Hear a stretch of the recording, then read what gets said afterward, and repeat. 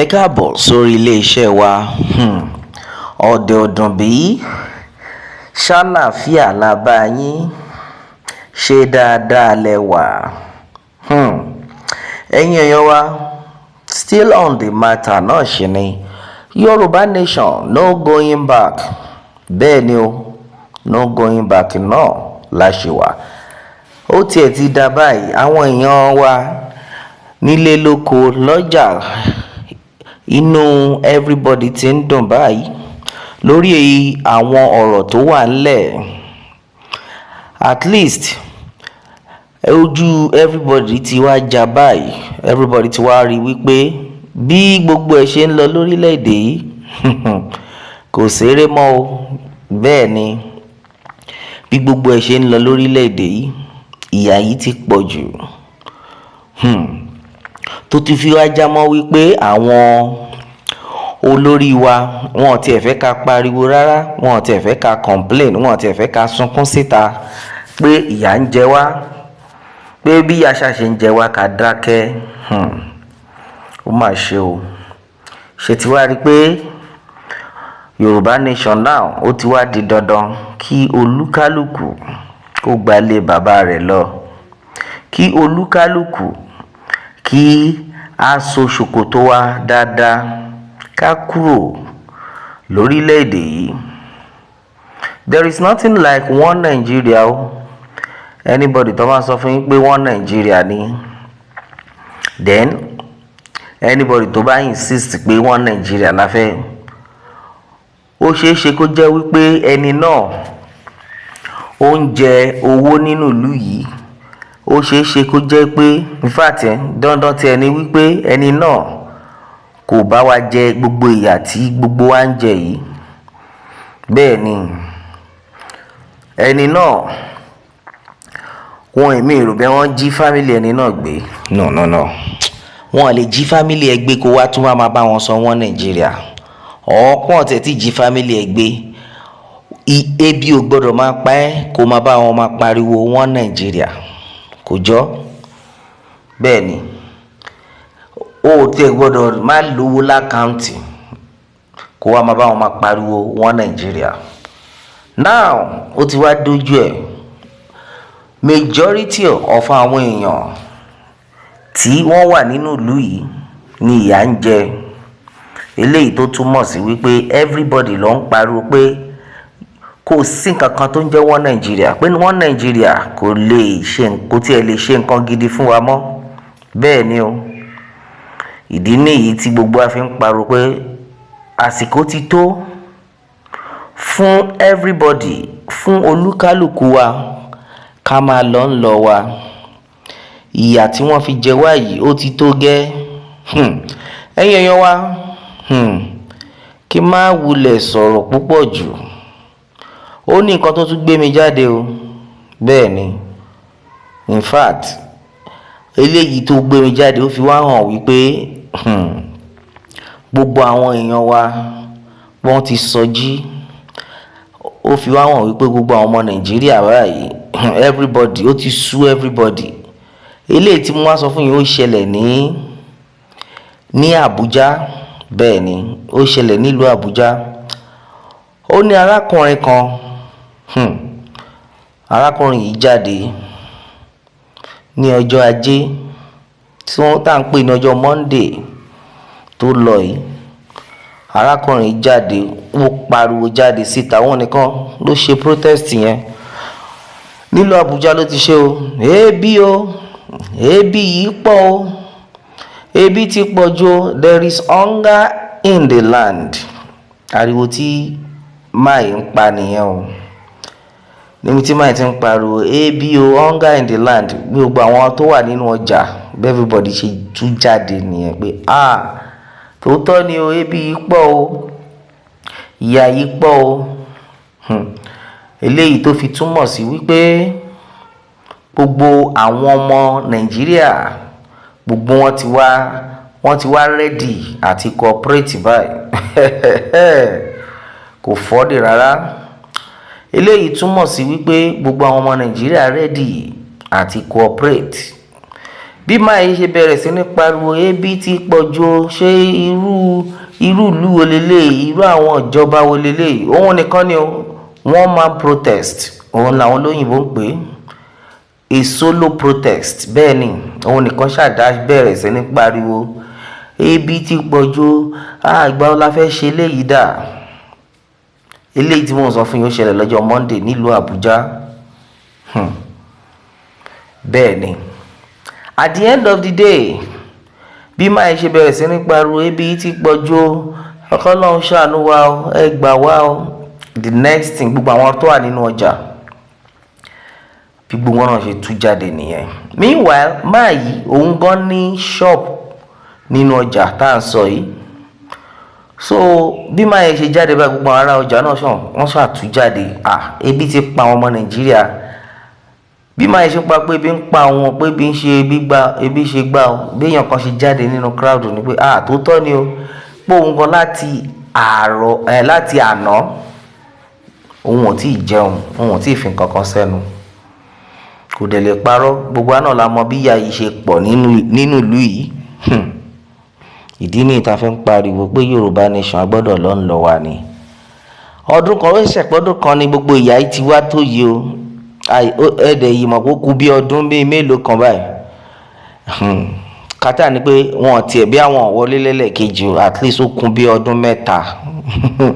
ọdún kan lásán ló dàbí ọdún mẹ́wàá yìí. iṣẹ́ yìí náà rí bẹ́ẹ̀. So bí everybody ṣe tú jáde pẹ̀lú máa nìyẹn bọ́ yín parọ́ tó tọ́ ni ẹ̀gbọ́n nǹkan tẹ́ sọ yìí kókó ni o. Ibi ti pọ̀ jù, ìyà yìí ti pọ̀ jù, ìjọba rẹ̀ àwọn èèyàn bẹ̀rẹ̀ sí ń gbé ìjọba ṣépè lórí street. ẹ jẹ́ mọ̀ pé bí àwọn ọlọ́pàá ṣe rí pé àwọn tó ń ṣe protest yìí tó fi jẹ́ pé máa yìí tó dálẹ̀ òun ló wà wájú.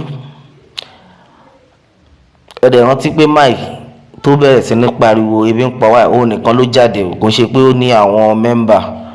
ibi tí kinní yẹn dùn máa yẹn dé ni máa yẹn fi jáde síta pé ebi yìí pọ̀ torí Ọlọ́run. ibi tó dùn dé ni o, káwọn èèyàn tó wá join ẹ̀. The next thing bí àwọn ọlọ́pàá ṣe jáde nìyẹn. bẹ́ẹ̀ ni báwọn ọlọ́pàá ṣe bẹ̀rẹ̀ nìyẹn pé máa yẹn dà bọ́n ṣe arrest máì nìyẹn o. ṣẹ́yìn náà ń bá lọ. ìlú tẹ́ pè ní pé wọ́n Nàìjíríà nìyẹn o. kéèyàn máa protest kán dẹ̀ arrest ẹ̀ torí pé ó express fundamental human rights àbí bẹ́ẹ̀ kọ́. ìlú yẹn nìyẹn tí gbogbo wọn ń pariwo wọ́n Nàìjíríà. ìlú tẹ́ sọ fún wa pé government of democracy láwà. They sọ fún wa pé democracy láwà, so we have the freedom to express our feelings. We even have freedom for protest abi, but nínú ìlú táwa yìí ó yàtọ̀.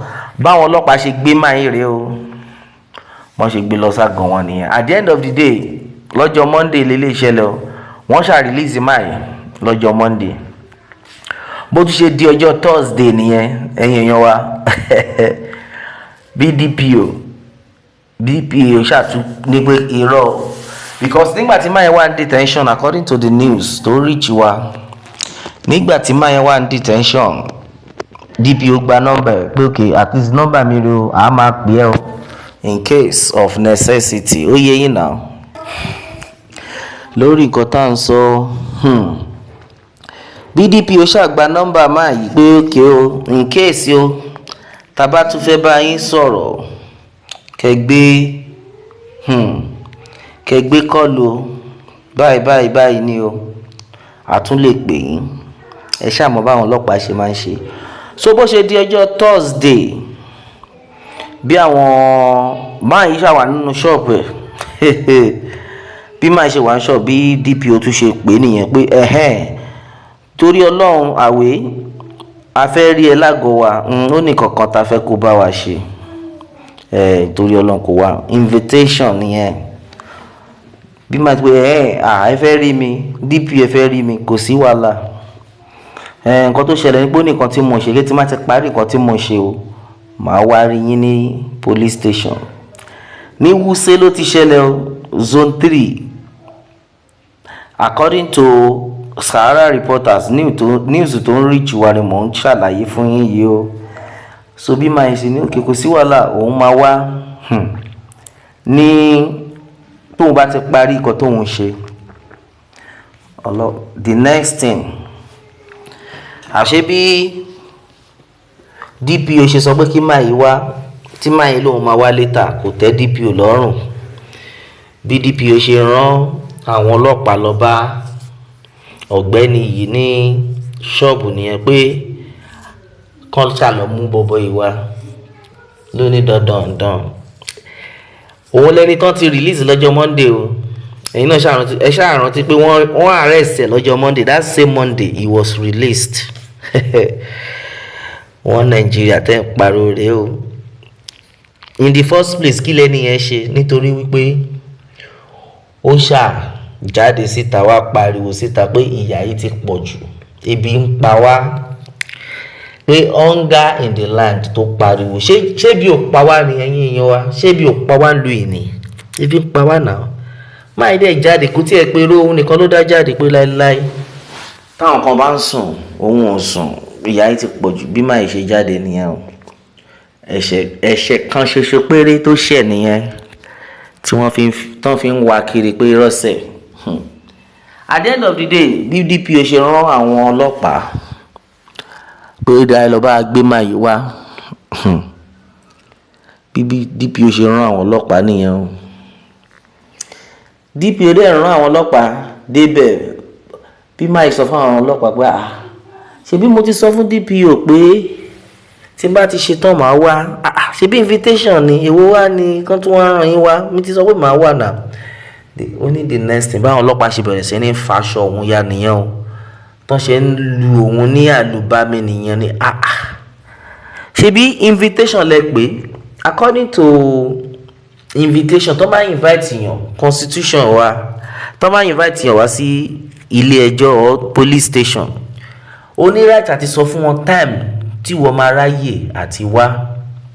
Okay, ti invite me, okay fine, ẹ fún mi ní so time, àbí? But ilé ìtẹ́ wá ṣe tẹ́kàn ń nà mí tẹ́ ṣe kí n, that means arrest lè fẹ́ arrest mi ni, because kò yé mi. Tó bá dẹ̀ pé arrest lè fẹ́ arrest mi, kí ni mo ṣe o?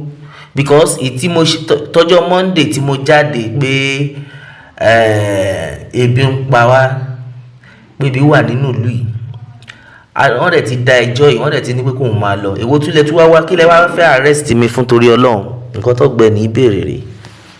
Àwọn ọlọ́pàá ṣe sọ pé láéláé sẹ̀ wọ́n ìbẹ̀ sí ní nọ́mà ẹ̀ nìyẹn. Bí gbogbo àwọn tó wà nínú ọjà ṣe jáde ni pé nígbà kò jọ.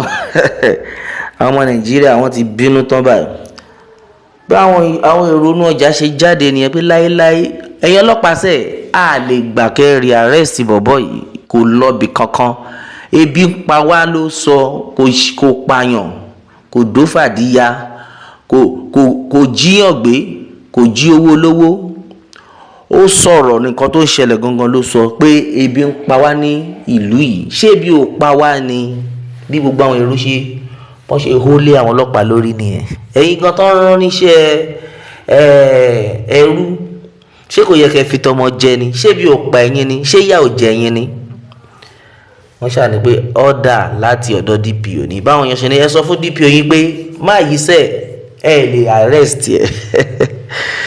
Yoruba nation no going back o, ẹ̀yin èèyàn wa. Ara kan tá à ń sọ rèé o. Ṣé ẹ rí bẹ́ẹ̀ yẹn? Kí gbogbo wa tá bá lè fọwọ́sowọ́pọ̀, ṣáwọn arábì ṣé wọ́n pọ̀ jù wá lọ ni? Wọ́n pọ̀ jù wá lọ náà. Nǹkan tá fi ń pariwo rẹ̀ pé kí everybody jáde ká túyáyá ká jẹ́ kán mọ̀ pé Yoruba nation la fẹ́. Yoruba nation nìkan ló lè ṣe, bí wọ́n fẹ́ bí wọ́n kọ̀. Yoruba nation ló lè ṣe o. Bẹ́ẹ̀ ni, tí gbogbo wa bá lè fọwọ́sowọ́pọ̀ ká jẹ́ kán mọ̀ wípé gbogbo nǹkan tó ń ṣe a nífẹ̀ẹ́ sí, pé gbogbo nǹkan tó ń ṣe kò bójú mu, pé a fẹ́ lọ, kán jẹ́ ká máa lọ tiwa. At least láti pé 100 years ó tiẹ̀ ti kọjá gan. Treaty wa ti pé 100 years and then a dẹ̀ ní ẹ̀tọ́ láti sọ fún wọn bóyá a fẹ́ dúró ni o or a fẹ́ lọ ni o. Níwọ̀n ìgbà tó yẹ pé gbogbo ẹ̀kẹ̀rẹ̀ kò tẹ́ wa lọ́rùn lẹ́yìn 100 years a lẹ́tọ̀ọ́ láti ní pé a fẹ́ lọ ń lọ wa. Èwo wá ni ìgbéyàwó tipátipá. Bẹ́ẹ̀ ni o, ẹ̀yin èèyàn wa, Yorùbá nation ló lè ṣe. Yorùbá nation, no going back náà ṣe ni. Bẹ́ẹ̀ gẹ́gẹ́ lórí o. All right, my brother, my sister, this is exactly what it is. Onto this one, Yoruba nation, no going back. Until I come your way next time, if this is your first time of joining us on this channel, I say try as much as possible to subscribe, like, share onto this channel. Until I come your way next time, I say bye for now.